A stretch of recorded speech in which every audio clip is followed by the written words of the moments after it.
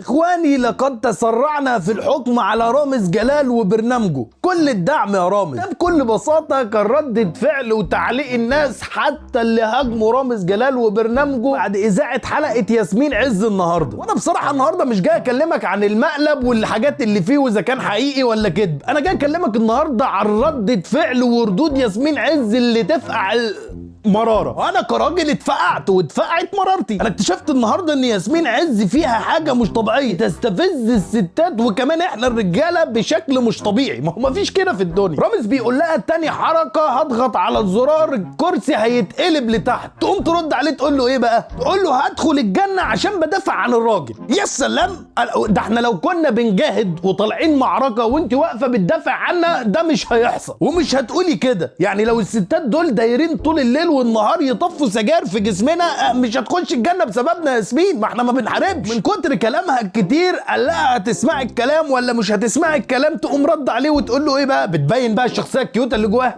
والله هسمع الكلام، انا اصلا بسمع الكلام يا كيوتة يا كيوتة. اللي الرجاله كلهم هيمرمغوا نفسهم عليكي، بيموتوا فيكي بطريقه من كيتنتك الرهيبه دي. يا لهوي يا جدعان، شايفه صبر الكيتنه؟ لا مش طبيعيه. وتاكيدا على الكيتنه بتاعتها دي قوم رامز محرك الكرسي حركه ملهاش علاقه بايديها، تقول اي ضفري اتكسر. لا ده انا اللي هكسر الكاميرا دي من كيتنتك والله. خليها تهدى شويه في الكيتنه يا صبري، مش كده والله. احنا عرفنا خلاص يا صبري، ده انت كيوته قوي، كيوته خالص. شويه ورامز جلال يقول لها سؤال يا ياسمين، هو انت مجنونه يا بنتي؟ تقوم ترد عليه وتقول له ايه؟ لا ده انا عاقله. وتسكت؟ لا لا لا. تقول له لا ده انا عاقله وست البنات وست الستات. يا سلام يا بنتي، ده لو الستات واكلين ورثك، واكلين حقك في الورث وبياكلوا اكلك وبيعذبوكي ليل نهار، عدوتك مش هتبقى معاهم واصله للليفل ده. بجد والله، يعني انا ما شفتش حد بيستفز بني جنسه بالشكل ده. انا والله يا ستات استفزت لكم سلف، وبصراحه حقكم فقعه المراره اللي انتم مفقوعينها منها. شويه ورامز جلال يقول لها عايز اقول لك ان في ستات كتير هتفرح بالحلقه دي. تقوم رد عليه وقايله له لا تعليق،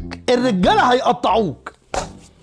اولع في نفسي ولا اعمل اشنق نفسي عشان ترتاح يا بنت. احنا كرجاله والله مبسوطين في الحلقه دي، عارفين انها فيك وعارفين المقالب دي كلها اتفاق وقصص وحوارات، بس مبسوطين. حاجه تشفي غليل الناس منك والله العظيم. يعني انا نفسي تعمل فيكي 30 40 مقلب زي دول وهقعد اتفرج عليهم واجلد في ذاتي برضه. شويه ويقول لها المرحله اللي جايه مرحله التصالح مع الاخرين. الجملة عادية. تسكت ياسمين؟ لو النبي ما تسكت. قايله له مع الآخرين مش الأخريات، المذكرين. إيه حكايتك مع الذكور؟ أنا هبدأ أشك. ايه الموضوع بالظبط؟ يا جدعان جوزوها يا ام بي سي مصر، نداء عاجل لام بي سي مصر، والنبي جوزوها عشان يعني عاوزين نشوف هتفلح ولا مش هتفلح. على الرغم ان انا عارف ان الجواز هينتهي بطلاق، هنشوف هتفلح ولا مش هتفلح، وفي الحالتين احنا اللي هنفرح. يمكن اللي هيجي ده يرحمنا منها. يا ام بي سي جوزوها والنبي. البنت وصلت لمرحلة صعبة.